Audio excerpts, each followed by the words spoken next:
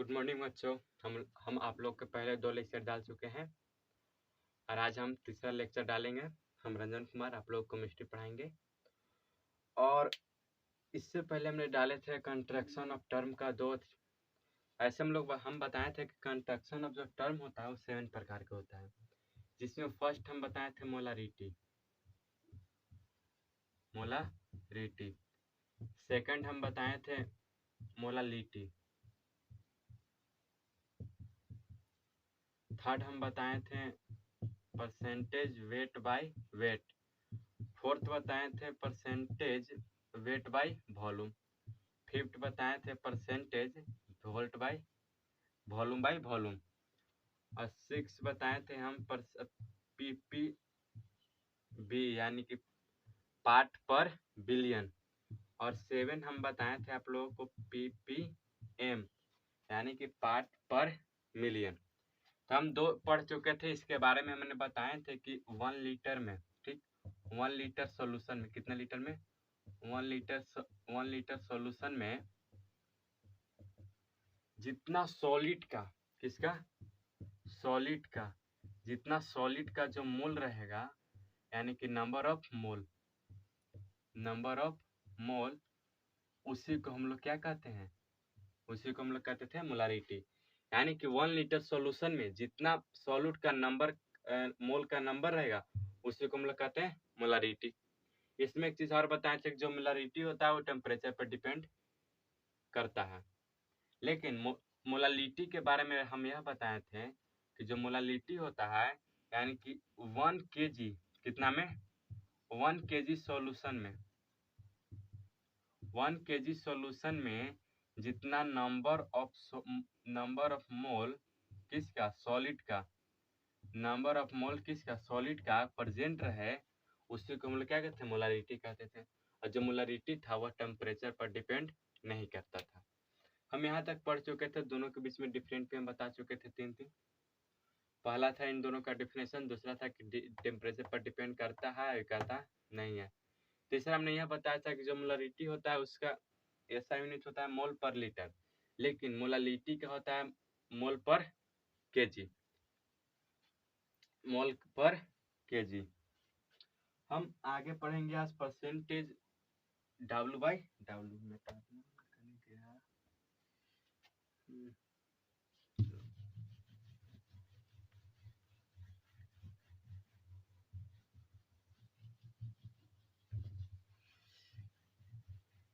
चलो आगे पढ़ते हैं।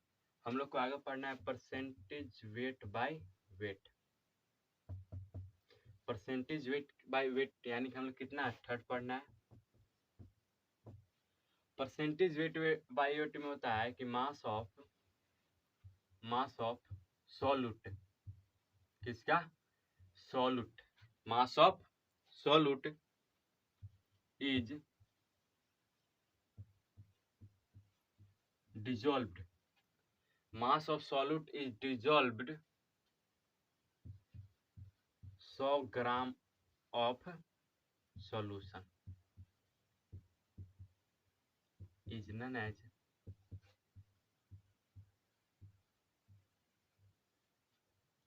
percentage weight by weight। यानी कहता क्या है कि मास ऑफ सॉल्यूट, किसका, सॉल्यूट का mass is dissolve 100 gram of solution, यानी कि सॉलिड का जितना मास है वह 100 ग्राम सोल्यूशन में जितना प्रेजेंट होगा उसी को हम लोग कहते हैं परसेंटेज वेट बाय वेट। यानी कहने का मतलब क्या हुआ कि मास ऑफ सॉल्यूट, यानी जैसे में हम मानते हैं, जैसे देखो एग्जांपल के रूप में, if percentage weight by weight of solution is 20%, कितना परसेंट, 20%, देन इट मीन्स, हम इन्हें क्या लिखा है कि जो percentage weight by weight solution है वो कितना परसेंट है, 20%। इसका कहने का मतलब यह है कि इट मीन्स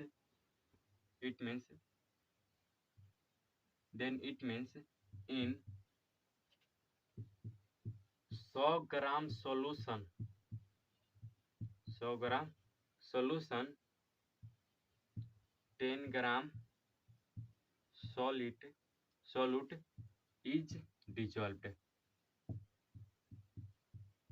इसका कहने का मतलब यह हुआ कि 100 ग्राम सोल्यूशन में कितना परसेंट सॉल्यूट है, 20।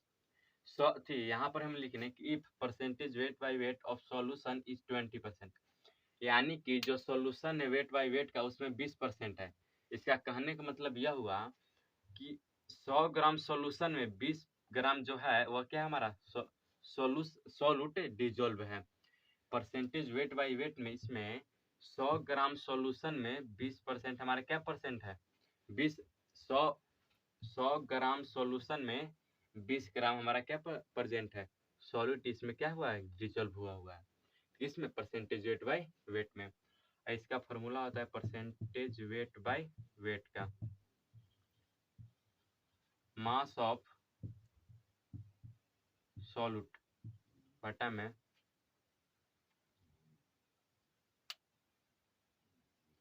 Mass of solute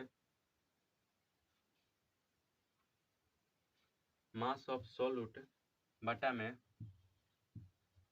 mass of solution, क्योंकि यहाँ पर दोनों का मास ही नहीं दिया है 100 ग्राम, यहाँ का 20 ग्राम, यानी कि दोनों का मास दिया है अब इंटू क्या 100, क्योंकि 100 इस चलते हमारा क्या है परसेंटेज है। अब परसेंटेजाइज किसी का भी निकालते तो उसमें 100 से क्या किया जाता है, मल्टीपल किया जाता है। चलो परसेंटेज वेट बाय वेट समझ में आ गया। परसेंटेज वेट बाय वेट में कुछ नहीं बताए, बस इतना बताए हैं कि जो सॉल्यूट का जितना मास है वह अगर 100 ग्राम सॉल्यूशन में मिला दिया जाए, यानी कि डिजोल्व किया दिया जाए, तो उसी को हम लोग क्या कहते हैं परसेंटेज वेट बाय वेट।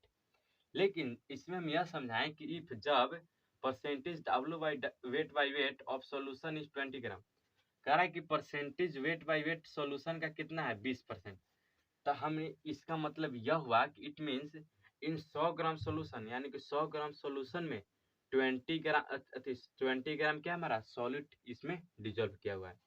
तो परसेंटेज वेट बाय वेट बराबर मास ऑफ सॉल्यूट बटा में मास ऑफ सॉल्यूशन इनटू 100, और दोनों बाबू हमारा केजी में होगा, किस में हो जाएगा, केजी में हो जाएगा। चलो बच्चे उतार लो।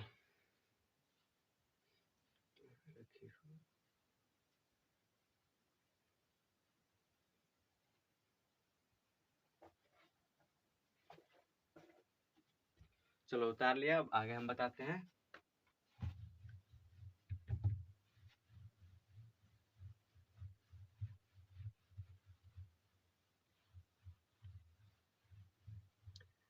आगे हम लोगों का पढ़ना है परसेंटेज W बाई V, यानी कहने का मतलब कि परसेंटेज वेट बाई वॉल्यूम।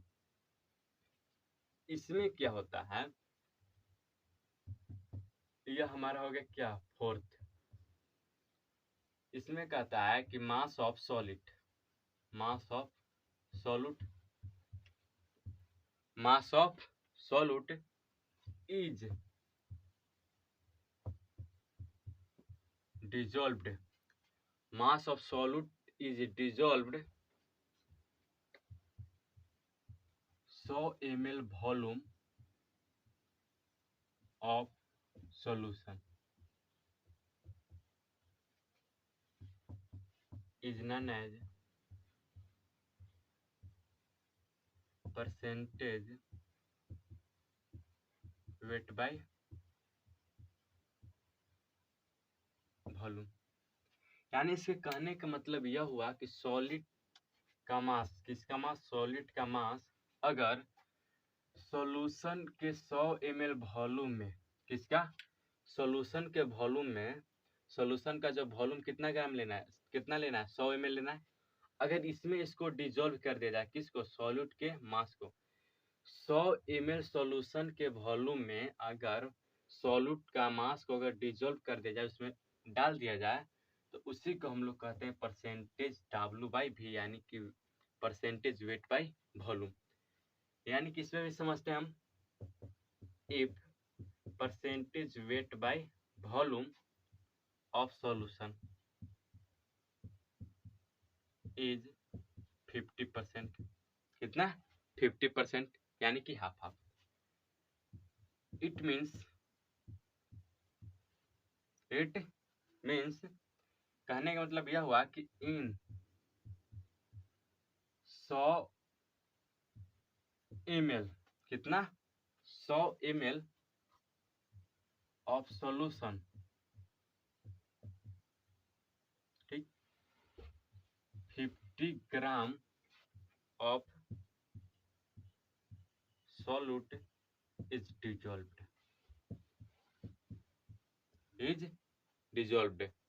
यानी कहने का मतलब यह हुआ कि 100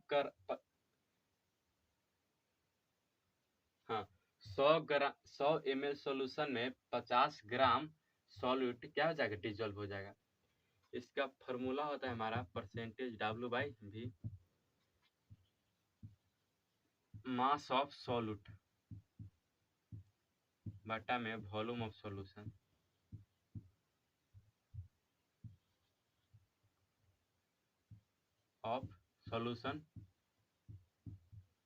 वॉल्यूम ऑफ सॉल्यूशन इनटू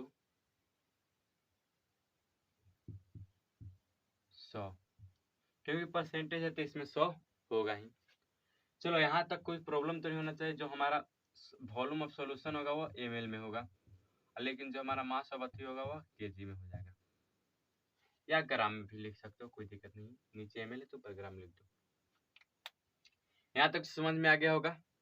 इसके बाद हमें फिफ्थ पढ़ना है percentage volume by volume.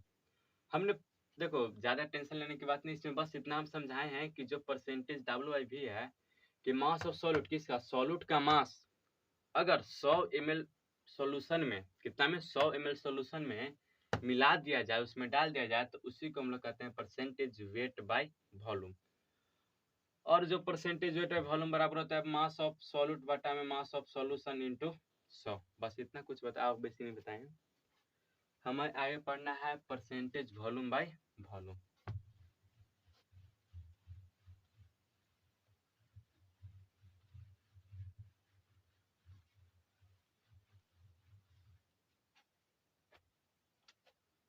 Percentage volume by volume.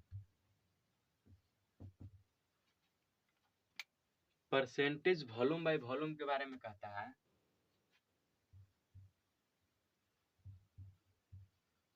Volume of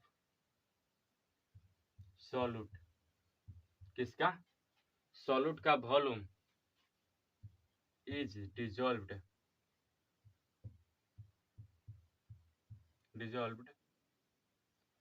यानी कि volume of solute is dissolved 100 ml of solution, किसमें, 100 ml सॉल्यूशन में अगर डिजॉल्व कर दिया जाए तो इज नोन एज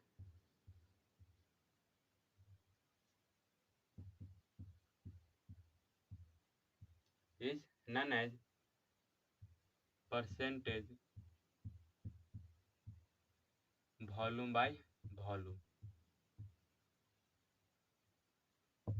यानी कहने का मतलब यह हुआ कि सॉलिड का जो वॉल्यूम है अगर वह 100 ml सॉल्यूशन में मिला दिया जाए, हम मान लेते हैं कि यह 100 ml है, कितना है, 100 ml सॉल्यूशन है। इसमें कह रहा है कि अगर जितना वॉल्यूम किसका, सॉलिड का वॉल्यूम मिला रहेगा, ठीक, उसी को हम लोग कहते हैं परसेंटेज V/V। यानी कि इसमें हम कह सकते हैं कि if percentage V/V of solution is 30%, ठीक, कह रहा है कि जो सॉल्यूशन का 30% किसका, V/V, वॉल्यूम बाय वॉल्यूम, यानी कि देन इट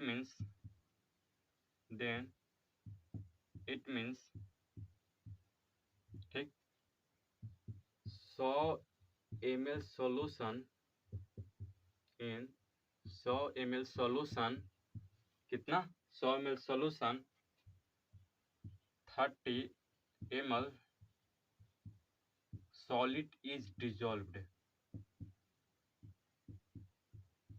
कहने का मतलब यह हुआ कि जो 100 ml इसमें सॉल्यूशन है, ठीक, इसमें जो 30 ml है वह तुम्हारा 30 ml क्या हो जाएगा, तुम्हारा सॉल्यूट हो जाएगा, क्या हो जाएगा, सॉलिड, और जो तुम्हारा 70 बच गया, और 70 तो समझदार है ये हो, क्या बच जाएगा, सॉल्वेंट हो जाएगा, क्योंकि solid plus solvent equal to होता है सॉल्यूशन होता है।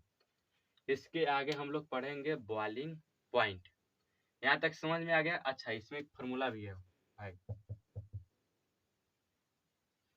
इसमें फॉर्मूला है percentage V by V equal to volume of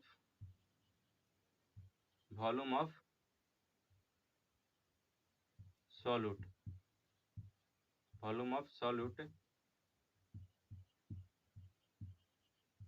volume of solution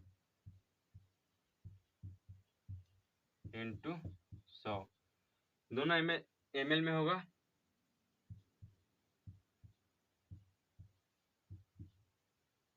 चलो चलो तारो,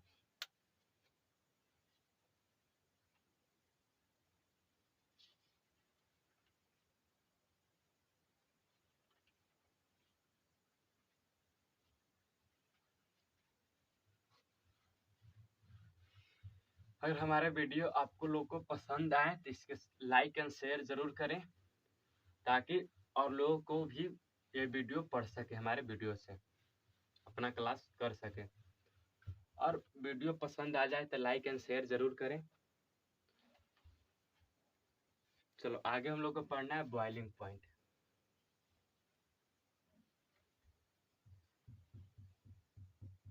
बॉइलिंग पॉइंट क्या पढ़ना है? Boiling point. तो बॉइलिंग पॉइंट में कहता है कि the fix temperature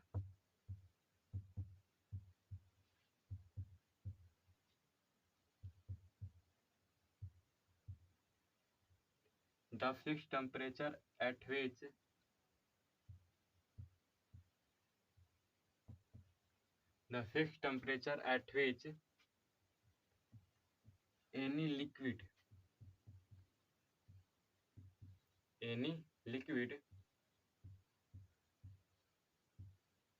change into gas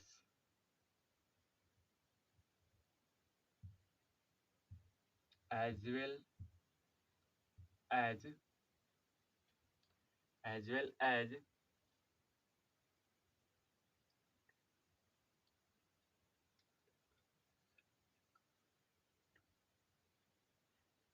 well as vapor pressure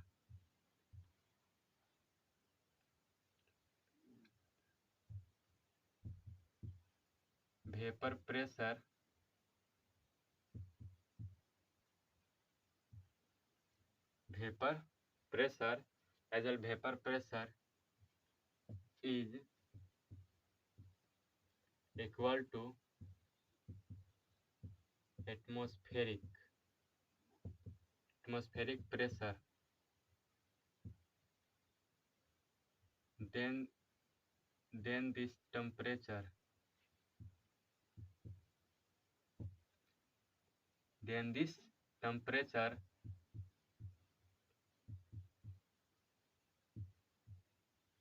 is known as boiling point।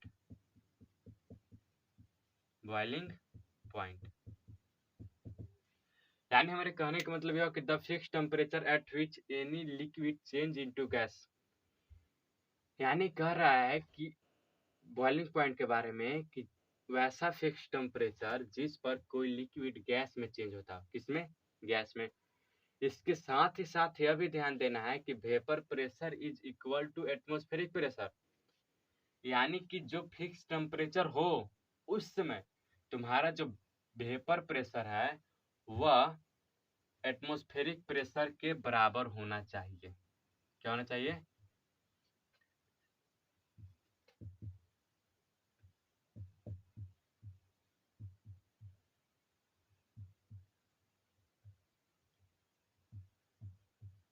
हम यह बताएं कि जो यानी कि कोई फिक्स टेम्परेचर पर कोई लिक्विड अगर गैस में कन्वर्ट होता है तो इसके साथ यह ध्यान देना होगा कि कोई वेपर अगर देखो कह रहा है कि fix temperature at which any liquid change into gas, यानी कि जिस टेम्परेचर पर कोई लिक्विड चेंज होता है किसमें, गैस में, उसके साथ साथ यह भी ध्यान देना है कि जो वेपर प्रेशर होना चाहिए उस समय वह एटमॉस्फेरिक प्रेशर के बराबर होना चाहिए, is equal to atmospheric pressure.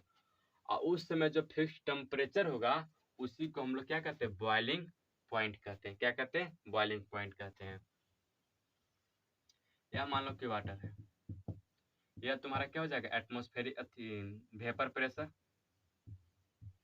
Vapour pressure. लेकिन ऊपर का जो हमारा लग रहा है प्रेशर वह होगा हमारा एटमॉस्फेरिक प्रेशर, एटमॉस्फेरिक प्रेशर। देखो एटमॉस्फेरिक प्रेशर के बारे में हम लोग सभी लोग जानते हैं कि जो एटमॉस्फेयर के द्वारा, किसके द्वारा, एटमॉस्फेयर के द्वारा जो प्रेशर लगाया जाता है, एटमॉस्फेयर के द्वारा जो प्रेशर लगाया जाता है उसी को हम लोग क्या कहते हैं, एटमॉस्फेरिक प्रेशर कहते हैं। यानी कि एटमॉस्फेयर के द्वारा जो प्रेशर लगता है उसी को हम लोग क्या कहते हैं, एटमॉस्फेरिक प्रेशर कहते हैं। कोई दिक्कत, एटमॉस्फेरिक प्रेशर यानी कि बॉइलिंग प्रेशर समझ में आ गया होगा कि यानी कि वैसा फिक्स टेम्परेचर जिस पर कोई लिक्विड गैस में कन्वर्ट होता है, किसमें, गैस में कन्वर्ट होता है। उसके साथ ही साथ एक बात और ध्यान देना है कि जो गैस में कन्वर्ट होगा उस समय उस कंटेनर का, यानी कि जिसमें हम उसे वाटर को अथी कर रहे हैं, गैस में कन्वर्ट कर रहे हैं, उस समय जो उसका जो वेपर प्रेशर है और एटमॉस्फेरिक प्रेशर है दोनों इक्वल हो, तो उस समय जो टेम्परेचर होगा उसी को हम लोग कहते हैं क्या, बॉइलिंग पॉइंट कहते हैं। यानी कि वेपर में कन्वर्ट होते समय उस कंटेनर का जो प्रेशर होगा, वेपर प्रेशर, वह इक्वल होना चाहिए एटमॉस्फेरिक प्रेशर के बराबर। और उस समय का जो फिक्स टेम्परेचर है उसी को हम लोग क्या कहते हैं, बॉइलिंग पॉइंट कहते हैं। कोई दिक्कत, एटमॉस्फेरिक प्रेशर यानी कहने का मतलब कि एटमॉस्फेयर के द्वारा, किसके द्वारा, एटमॉस्फेयर के द्वारा जो प्रेशर लगाया जाता है उसी को हम लोग कहते हैं एटमॉस्फेरिक प्रेशर। आगे हम लोग जानेंगे वेपर प्रेशर होता क्या है।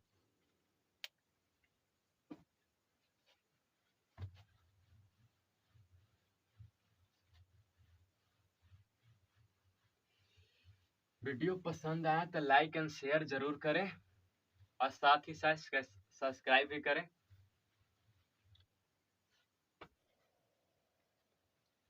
वीडियो पसंद आया तो लाइक एंड शेयर जरूर करें और साथ ही साथ इसका सब्सक्राइब भी कर दें ताकि मैं जो भी वीडियो डालूं आपको आप तक पहुंच सके। हाँ आगे हम चलते हैं, आगे हमारा है वेपर प्रेशर। तो वेपर प्रेशर के बारे में कहता है कि rate of condensation and rate of evaporation, rate of condensation और रेट ऑफ इवोपरेशन। तो रेट ऑफ कंडेंसेशन का मतलब यह होता है कि जब गैस लिक्विड में जब गैस लिक्विड में कन्वर्ट होता है पर रेट से, कितना रेट से, जिस रेट से अगर गैस पानी में कन्वर्ट होता है उसी वही रेट से अगर गैस लिक्विड अगर वेपर में कन्वर्ट होता है, ठीक, इन दो जब दोनों इक्वल होता है तो फिर गैस के द्वारा जो इन दोनों पर जो प्रेशर लगाया जाता है, ठीक, गैस के द्वारा जब इन दोनों पर जो प्रेशर लगता है उसी को हम लोग कहते हैं वेपर प्रेशर। यानी कि rate of condensation and rate of evaporation, ठीक, दोनों जब इक्वल होता है, गैस के द्वारा जो प्रेशर लगाया जाता है उन दोनों के बराबर, तो इसी को हम लोग कहते हैं कुछ वेपर प्रेशर कहा जाता है।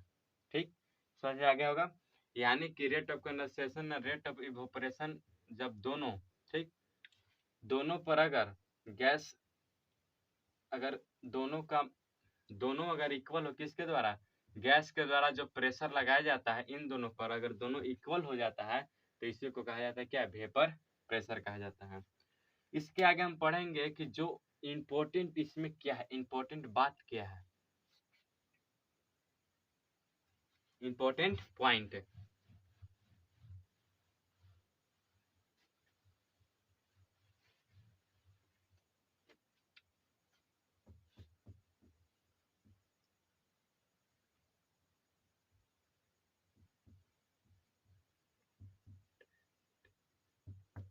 इम्पोर्टेंट पॉइंट क्या हो जाएगा हमारा, important point.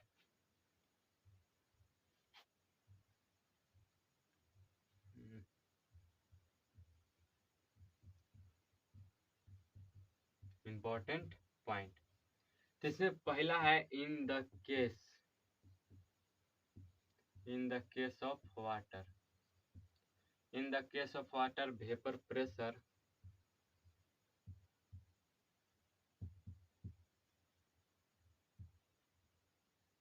pressure is known as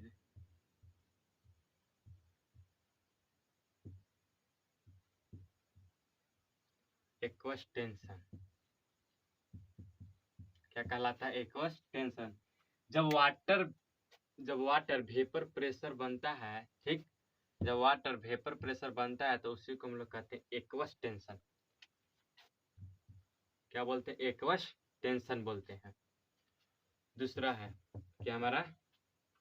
second है vapour pressure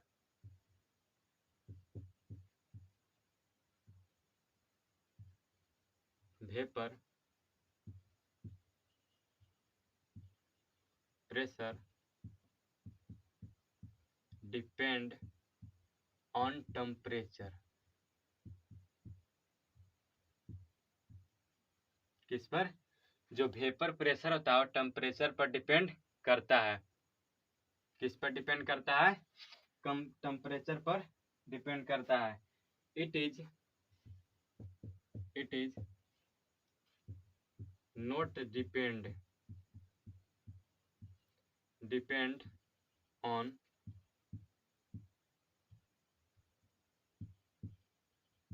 shape, not depend shape and अच्छा not depend shape and size।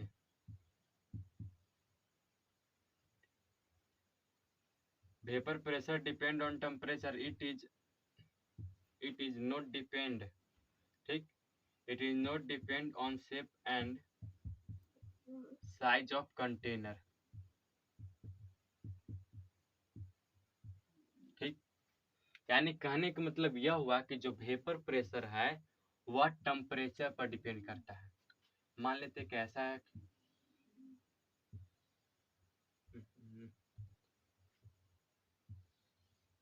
ठीक, इसमें लिक्विड है,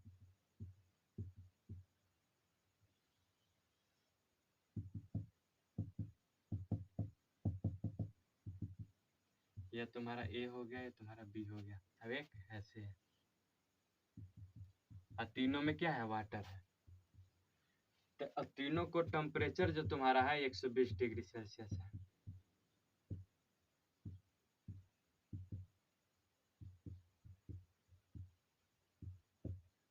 देखो बच्चों, हमने यह पहला में लिखा है कि जो वाटर है वो वेपर प्रेशर में अगर कन्वर्ट हो जाए तो उसको हम लोग क्या कहते हैं? एक्वस टेंशन कहते हैं। लेकिन दूसरा में यह बताया कि जो वेपर प्रेशर है वह तुम्हारा टेम्परेचर पर डिपेंड करता है। किस पर डिपेंड करता है? टेम्परेचर पर, ना कि वो शेप एंड साइज पर डिपेंड करता है कंटेनर का। एक किसके कौन की तरह है, एक ट्यूब की तरह है, अलग अलग है साइज तीनों का। लेकिन अगर तीनों का जो हम वेपर प्रेशर निकालेंगे, ठीक, तो तीनों को तो हीट सेम है, तो हमारा जो वेपर प्रेशर होगा किसका? ए का, यानी कि भी यानी वेपर, पी यानी कि प्रेशर, और यानी कि ए ग्रुप, वह इक्वल होगा वेपर प्रेशर ऑफ बी, और यह भी इक्वल होगा वेपर प्रेशर ऑफ सी। यानी कि यह तीनों तुम्हारा क्या हो जाएगा? इक्वल हो जाएगा। यानी कि यह तीनों हमारा क्या हो जाएगा? इक्वल हो जाए। इन तीनों से जो वेपर प्रेशर निकलेगा वह तीनों क्या होगा? सेम वेपर प्रेशर निकलेगा। यही हमारा इंपॉर्टेंट पॉइंट है। एक और है, आगे हम बताते हैं आप लोगों को। यहाँ तक समझ में आ गया है तो उतार लीजिए।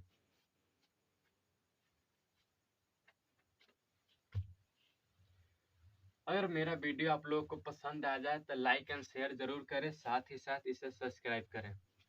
अब बेल आइकन की घंटी भी बगल में है, दबा दीजिएगा ताकि कोई भी हमारा वीडियो आए तो आपको पास चल जाए।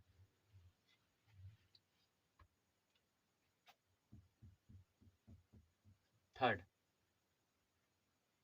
क्या हमारा है? थर्ड है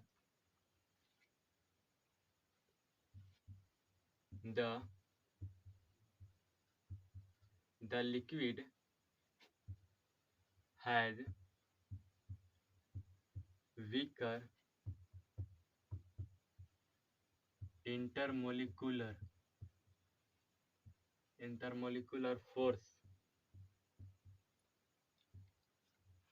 कह रहा है कि the liquid has weaker intermolecular force then increase vapour pressure. यानी कहता है the liquid has weaker intermolecular force, ठीक, molecular force has more vapour pressure. यहाँ तक हम यह लिख रहे हैं कि अगर लिक्विड के पास अगर कमजोर इंटरमोलिकुलर फोर्स हो तो वह ज्यादा वेपर प्रेशर राइज करता है, यानी कि इंक्रीज करता है, ज्यादा वेपर प्रेशर निकलता है। लेकिन ठीक, और अगर स्ट्रॉन्गर हो, कैसा, स्ट्रॉन्गर इंटरमोलिकुलर हो,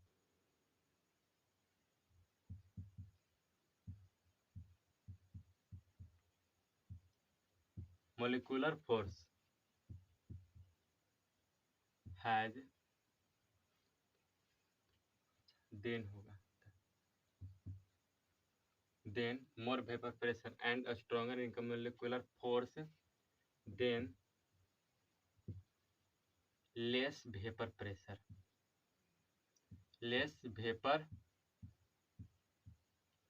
प्रेशर। हम लोग तुम लोग को यही बताएं कि अगर इंटरमोलिकुलर फोर्स अगर कमजोर हो, इंटरमोलिकुलर फोर्स होता क्या है, कोई भी बॉडी जब दो एटम के बीच, ठीक, अगर स्पेस बहुत कम हो और जब फोर्स बहुत ज्यादा लग रहा है तो उसे कहा जाता है स्ट्रॉन्ग इंटरमोलिकुलर फोर्स। यानी कहने का मतलब कि दो एटम के बीच का जो फोर्स है उसी को कहा जाता है इंटरमोलिकुलर फोर्स। क्या कहा जाता है? Intermolecular force. जैसे में यह एक एटम है, एक यह एटम है, इन दोनों के बीच जो फोर्स लग रहा है इसी को हम लोग क्या कहते हैं? इंटरमोलिकुलर फोर्स कहते हैं। अगर इन दोनों का बहुत नजदीक हो, यानी कि इन दोनों के बीच में कम स्पेस हो और बहुत ताकतवर हो, जब नजदीकी हो तो उसे कहा जाता है स्ट्रॉन्गर। अगर तनी दूर पर हो और फोर्स लगता है तो उसे कहा जाता है क्या? Weaker intermolecular force. अगर वीकर इंटरमोलिकुलर फोर्स हो तो वहां पर वेपर प्रेशर ज्यादा होगा, क्योंकि और अलग अलग एटम रहेगा तो जल्दी से राइज करके वेपर ज्यादा निकाल देगा। लेकिन वही रहेगा स्ट्रॉन्गर तो इसमें हीट ज्यादा देने पड़ेगा, वेपर प्रेशर भी धीरे धीरे बढ़ेगा, कम शुरू में निकलेगा। चलो यहाँ तक समझ में आ गया है।